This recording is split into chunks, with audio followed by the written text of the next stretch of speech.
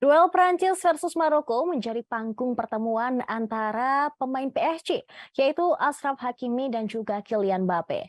Keduanya satu tim di PSG, namun harus saling sikut di semifinal Piala Dunia 2022 memperkuat timnas masing-masing.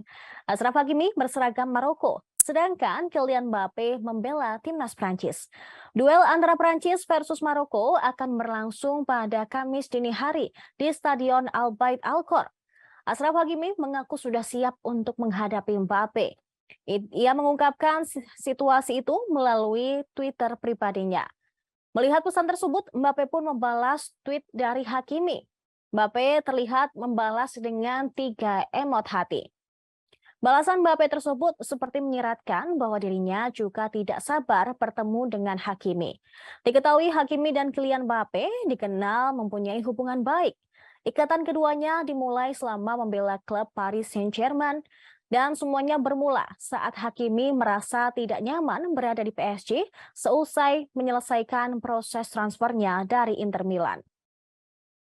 Akan tetapi, Hakimi bertemu dengan Mbappe, salah satu pesepak bola yang lahir dari generasinya. Mbappe dan Hakimi memang lahir di tahun yang sama, yaitu 1998. Kemunculan Mbappe membuat karir Hakimi di PSG terasa lebih mudah, dengan keterampilan bahasa Spanyol yang dimiliki sang pencetak 5 gol di Piala Dunia 2022 itu.